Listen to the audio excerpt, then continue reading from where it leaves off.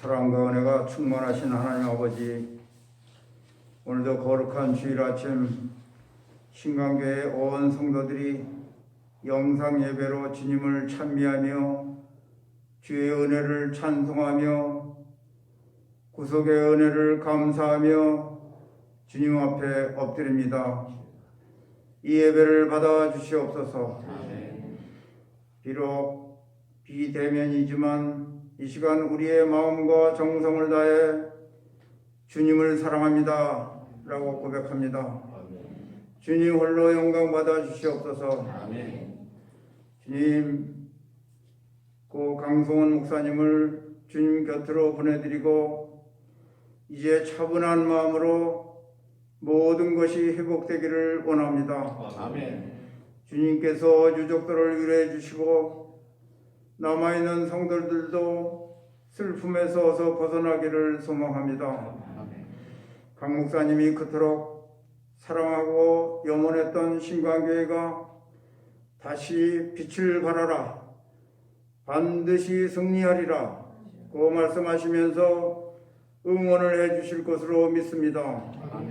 주님, 저희들은 헤아릴 수 없이 많은 은혜 가운데 살면서도 원망과 불평으로 살아온 모든 죄를 용서하여 주시옵소서. 코로나 전국에서 모든 것이 단절되어 있다고 하지만 이 시간 나보다 더 어려운 이웃을 생각하며 기도하게 하옵소서. 대한민국을 사랑하시는 주님, 코로나와의 전쟁에서 유정자들에게 지혜와 지식을 더하사 슬기롭게 국난을 극복하게 하시고 가장 빨리 코로나 청정국이 되게 하옵소서. 신광교회를 사랑하시는 주님, 이제 새로운 담임 목사님을 청빙해야 할 때입니다. 청빙위원회가 구성되고 하나님 보시기에 합당한 목사님을 청빙할 수 있도록 도와주시옵소서. 이를 위해서 신광의 모든 성도들이 합심하여 기도하는 우리가 되게 도와주시옵소서. 오늘 말씀을 전하실 이승기 목사님 영육간의 강건함을 주시옵고 말씀으로 우리의 심령이 쪼개질 수 있도록 축복하여 주시옵소서. 육신의 연약함으로 고통 중에 있는 성도들, 경제적으로 어려움을 받고 있는 성도들, 주님 말씀을 통해서 치유받는 놀라운 시간이 되게 하옵소서. 저희 모두에게 소망을 주시고 날마다 능력으로 붙들어 주시는 우리 주 예수 그리스도의 이름으로 기도드리옵나이다. 아멘. 하나님의 은혜와 평강이 저와 여러분에게 가득하길 바랍니다. 아멘. 오늘 말씀인 에베소서는 특별히 사도 바울이 자신이 사랑하는 에베소 교회에 보내는 편지입니다. 고린도 전후서가 그 교회가 당면한 문제들에 대해서 무언가를 가르치고 말씀을 가르치고 또 갈라디아서가 복음과 율법 안에서 복음의 핵심을 전하고 있다면 에베소서는 교회는 무엇인가, 교회는 어떻게 세워져 가는가, 교회의 본질과 또한 교회와 그리스도의 관계를 그 짧지만 기독교의 핵심을 바울은 전하고 있습니다. 에베소 교회는 특별히 사도 바울이 참 애정하는 교회였습니다. 사도 바울이 2차 전도 여행을 떠나서 에베소 교회를 개척한 후에 에베소 교회와 더 이상 함께하지 못함에 매우 안타까워하는 마음이 있었는데 3차 전도 여행 때 그래서 첫 번째로 에베소 교회를 찾아갑니다. 3년이 가까운 시간 동안 오랜 동안 머무르며 마음을 쏟아서 사역한 교회가 사도 바울이 사랑한 에베소 교회였습니다. 사도 바울은 그래서 지금 비록 자신은 로마 감옥에 갇혀 있는 상황이지만 사랑하는 교회를 생각하면서 사랑하는 마음을 담아 복음의 편지를 에베소 교회를 향해 쓰고 있는 것입니다. 오늘 말씀 2절 말씀을 한번 같이 먼저 읽어보면 좋겠습니다.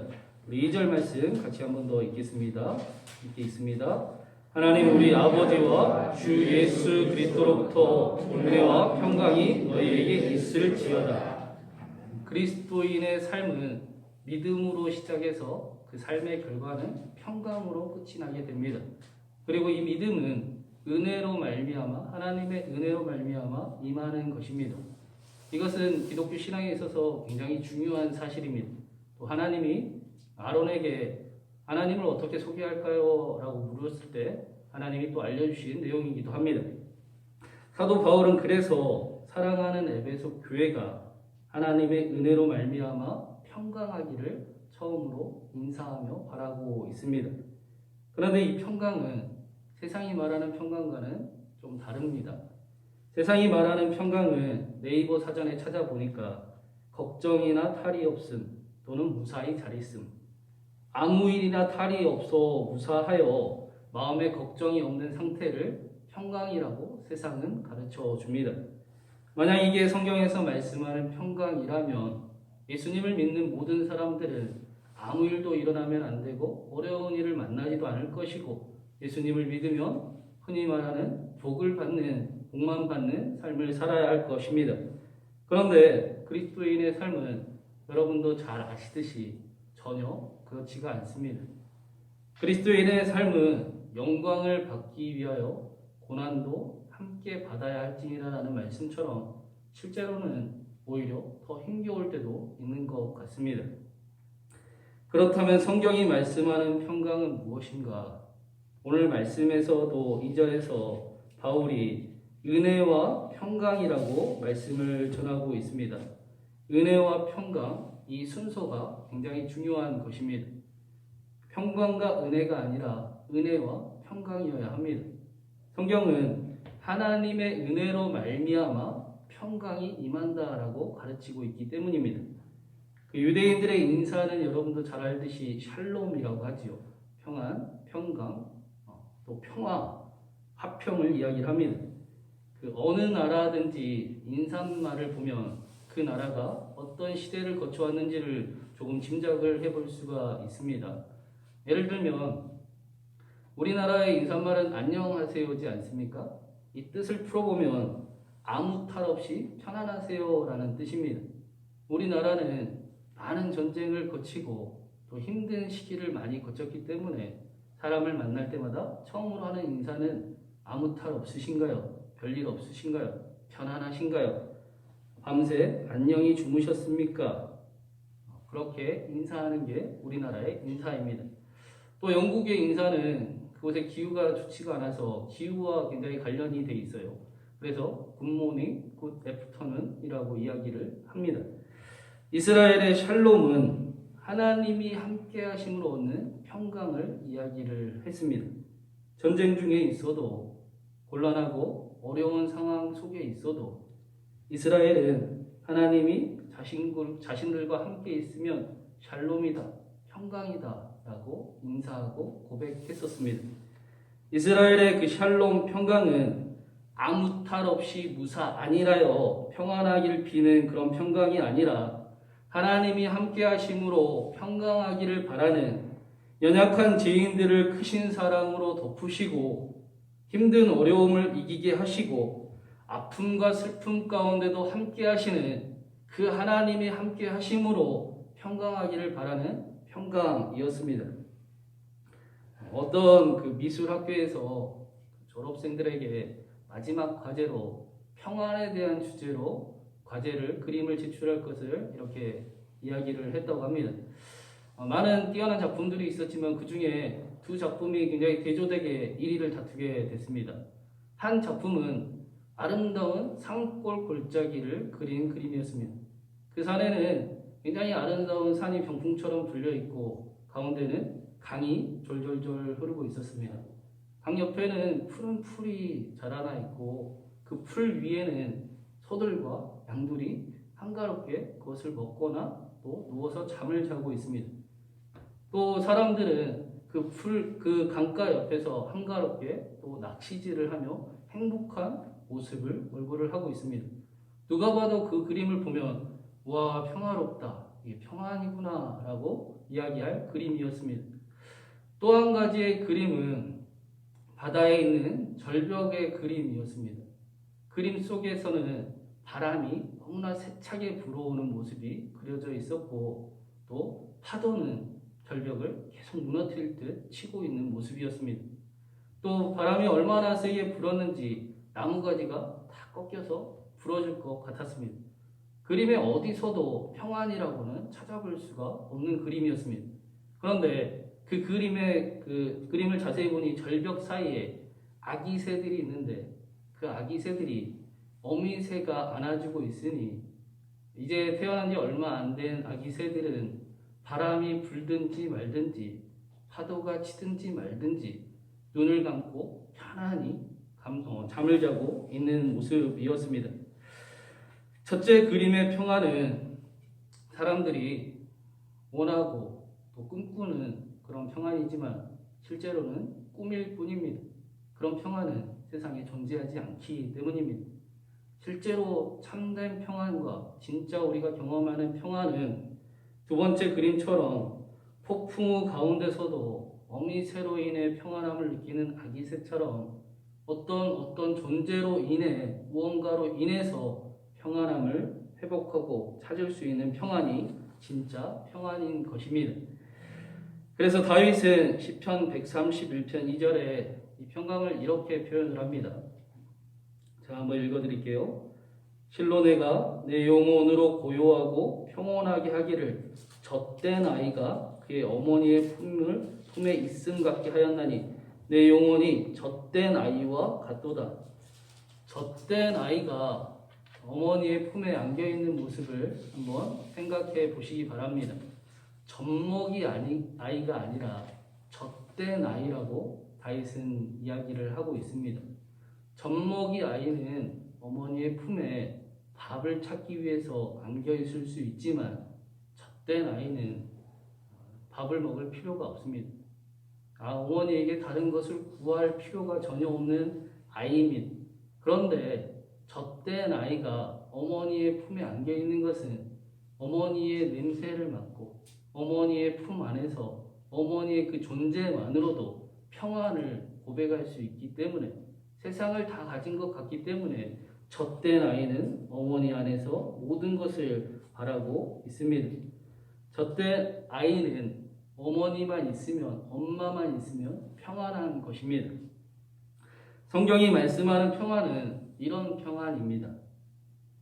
어렵고 힘든 상황 속에서도 슬픔과 아픔 속에서도 편지를 쓰는 바울처럼 감옥에 갇혀 있어도 예수 그리스도의 은혜로 말미암은 평강, 하나님으로부터 오는 그 평강, 이해할 수 없고 도대체 이해가 되지도 않지만 그러나 누려지는 평강, 샬롬을 말씀합니다.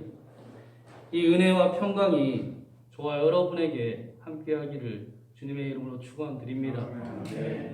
그런데 성경에서 말씀하는 평강이 세상이 말하는 평강과 다른 점이 또 한 가지가 있습니다. 우리는 이 사실을 깊이 생각해야 합니다. 누가복음 12장 51절에서 예수님께서 이런 말씀을 하세요. 내가 세상에 화평을 주려고 온 줄 아느냐? 내가 너에게 이르노니 아니라 도리어 분쟁하게 하려 함이로다. 성경이 말씀하는 그 하나님의 평강은 은혜로 말미암아서 예수님께서 우리와 함께 하심으로 오는 평강인데 예수님이 말씀하시기를 예수님은 화평을 주러 오신 것이 아니라 우리에게 분쟁하게 하려고 오셨다라고 말씀을 하고 있습니다. 이게 무슨 말씀인가? 하나님의 평강이 우리에게 임하면 우리 안에는 또 다른 전쟁이 시작이 된다라는 것입니다. 그리스도께서는 우리에게 오셔서 이제 우리를 보고 어두움에서 빛으로 나아가라 라고 말씀을 하십니다. 죽음의 권세에 매여 있지 말고 하나님께 속한 자, 하나님의 자녀가 되라 라고 말씀을 하십니다. 썩어져가는 구습을 쫓는 옛사람을 벗어버리고 거룩함으로 새 사람을 입으라 라고 말씀을 합니다. 세상의 방법이 아닌 하나님의 방법을 찾고 세상의 나라가 아닌 하나님의 나라를 찾으라고 말씀을 하십니다. 우리는 선택을 해야 합니다. 여전히 나의 정욕과 탐심을 따라 살아갈지 하나님 앞에 거룩한 삶을 살아갈지 세상의 편에 서서 세상의 유익을 구하고 세상과 보타는 삶을 여전히 살아갈지 아니면 하나님의 손을 잡을지, 세상의 나라를 구할지, 하나님의 나라를 먼저 구할지, 복된 길을 따라갈지, 아니면 쥐는 쥐약이면 먹지 않는데 사람은 쥐약인 줄 알면서도 먹는 것처럼 여전히 쥐약을 먹는 삶을 꾸준히 살아갈지, 우리가 만약 예수 그리스도를 잃어버리는 편을 선택할 때 우리는 평강을 잃어버릴 수밖에 없습니다. 그래서 예수님께서 제자들에게 말씀하시길 요한복음 15장 5절에 나는 포도나무요 너희는 가지라. 그가 내 안에 내가 그 안에 거하면 사람이 열매를 많이 맺나니 나를 떠나서는 너희가 아무것도 할 수 없음이라 라고 말씀하십니다. 가지는 포도나무에 붙어 있어야 합니다. 가지가 포도나무에서 떨어지면 안 됩니다. 마찬가지로 우리는 언제나 예수 그리스도와 함께해야 합니다. 예수님을 선택해야 합니다. 그렇지 않으면 우리가 아무것도 할 수 없기 때문입니다. 예수님을 잃어버리면 우리는 평강을 빼앗겨 버리기 때문입니다. 그래서 사도 바울은 에베소 교인들을 보고 1절에 성도라고 부르고 있습니다. 이 성도라는 말은 말의 뜻대로 거룩한 백성이라는 뜻이지만 이 말에는 또 다른 의미가 또 담겨 있습니다. 출애굽기 19장 5절 6절에서 성경에 성도라는 표현이 가장 먼저 나오는데요. 제가 한번 읽어드리겠습니다. 세계가 다 내게 속하였나니 너희가 내 말을 잘 듣고 내 언약을 지키면 너희는 모든 민족 중에서 내 소유가 되겠고 너희가 내게 대하여 제사장 나라가 되며 거룩한 백성이 되리라. 너는 이 말을 이스라엘 자손에게 전할지니라. 이스라엘은 하나님과의 언약 안에서 거룩한 백성이 될 것입니다. 하나님이 그렇게 약속하셨습니다. 그런데 이스라엘이 하나님 앞에 거룩한 백성, 성도가 될 때 그들이 거룩했는가? 그렇지 않았습니다. 그들은 여전히 거룩하지 않았습니다. 이스라엘은 하나님께 선택받은 백성들이었음에도 불구하고 거룩과는 거리가 먼 사람들이었습니다. 그런데 그때 하나님께서는 그럼에도 불구하고 이스라엘을 성도라, 거룩한 백성이다, 너희는 그런 사람이다 라고 말씀하고 계시는 것입니다. 이것을 에베소서 1장 4절에는 이렇게 말씀을 합니다. 곧 창세전에 그리스도 안에서 우리를 택하사 우리로 사랑 안에서 그 앞에 거룩하고 흠이 없게 하시려고. 하나님께서 창세전에 그리스도 안에서 우리를 택하셨다라는 말씀은 저와 여러분을 태어나기도 전에, 저와 여러분이 아무런 행위가 없기 전에 택하셨다라는 말씀입니다. 하나님의 선택이 우리의 행위에 의해 변화되지 않는다는 것입니다. 우리의 삶이 다 이미 정해져 버렸다라는 이상한 믿음이 아니라 그것보다 훨씬 더 중요하게 하나님이 저와 여러분을 택하시고 사랑하심이 그 하나님의 선택이 우리의 잘하고 못함에 따라서 우리의 상태에 따라서 절대로 변화되지 않는 하나님께서 여전히 변함없이 저와 여러분을 똑같이 사랑하고 계심을 알라는 것입니다. 그것을 잃어버리면 안 된다는 것입니다. 그래서 하나님께서 우리에게 주신 구원의 확신은 마치 서커스 할 때 그물망이 있는 것처럼 넘어져도 떨어져도 안전한 보호자가 계시는 것과 비슷합니다. 서커스 하는 사람들은 그 높은 곳에서 마음대로 묘기를 부릴 수 있는 것은 그물망이 있기 때문이죠. 때로는 넘어지고 또 떨어지고 그렇다 하더라도 안전하다는 것을 알기에 다시 일어나고 또 시도하고 높이 뛰어오를 수도 있습니다. 마찬가지로 구원의 확신은 우리에게 다시 일어날 힘을 줍니다. 넘어져도 실패해도 너무 힘이 들어도 쓰러져 있어도 때가 되면 하나님께서 다시 일으키실 것입니다. 하나님의 사랑이, 하나님의 선택이 그리스도 예수 안에서 그 어떤 무엇으로도 생명도 죽음도 천사도 그 어떤 피조물도 하나님의 사랑을 끊을 수 없다는 것을 알기 때문입니다. 저는 1절에서 사도 바울이 하나님의 뜻으로 말미암아 그리스도 예수의 사도된 바울이라는 고백이 너무 좋습니다. 사도 바울은 사실 사도의 자격이 전혀 없는 사람이었지요. 바리새인 중에 바리새인으로 열심을 가지고 예수님 믿는 사람을 핍박하고 잡아들이고 죽이려 했던 사람이었습니다. 그는 자신을 이야기할 때 자기 자신도 자신은 죄인 중에 괴수요, 비방자요, 박해자요, 폭행자라고 고백을 합니다. 뿐만 아니라 사도 바울이 사도의 역할을 감당할 때 사도됨을 인정하지 않는 많은 사람들이, 방해하는 사람들이 함께 있었습니다. 사도 바울의 어두운 과거와 사람들의 평가들은 사도 바울의 믿음을 흔들기에 충분한 것들이었습니다. 만약 사람들의 기준으로 바울을 판단한다면, 농담처럼 구원받은 사람들을 순서대로 다 줄을 세운다면 사도 바울은 맨 끝에, 아니 줄에도 서지 못하는 그런 사람일지도 모르겠습니다. 그런데 그럼에도 불구하고 사도 바울이 자신에 대해 이야기하기를, 나는 누가 뭐라 해도, 사람들이 뭐라고 해도 나는 하나님이 여전히 사랑하는 사람입니다. 나는 복음을 위해서 택함을 받은 사람입니다. 나는 복음을 위해 살아갈 것입니다. 그래서 내가 감옥에 있어도 하나님이 함께 하실 것이고, 내가 사방에 우겨싸움을 당해도 하나님이 함께 계시고, 죽음의 위협이라도 사랑하는 예수 그리스도를 절대로 잃어버리지 않을 것입니다. 라고 고백합니다. 사도행전에 보면 21장부터 사도 바울이 로마 군인에게 체포되어 로마로 가는 장면이 계속 나오게 됩니다. 근데 그곳에서 사도 바울은 이제 정말로 재판을 받고 말실수를 하면 죽음을 당해야 되는 그 죽음이 바로 눈앞에 있음에도 불구하고, 또 자신을 음해하는 세력들이 여전히 있음에도 불구하고 사도 바울은 신문을 당할 때마다 그곳에서 자신이 만난 예수 그리스도를 오히려 전하고 있는 모습을 보여줍니다. 사도 바울은 자신이 죄인으로 신문받는 그 재판장을 설교단으로 만드는 모습을 보여주는 것입니다. 오늘 말씀에서도 감옥에 갇힌 자가 오히려 교회를 향해 평강을 전하고 있습니다. 하나님의 평강이 죄수로 끌려가는 감옥에 갇힌 바울에게 함께 하고 있었기 때문이었습니다.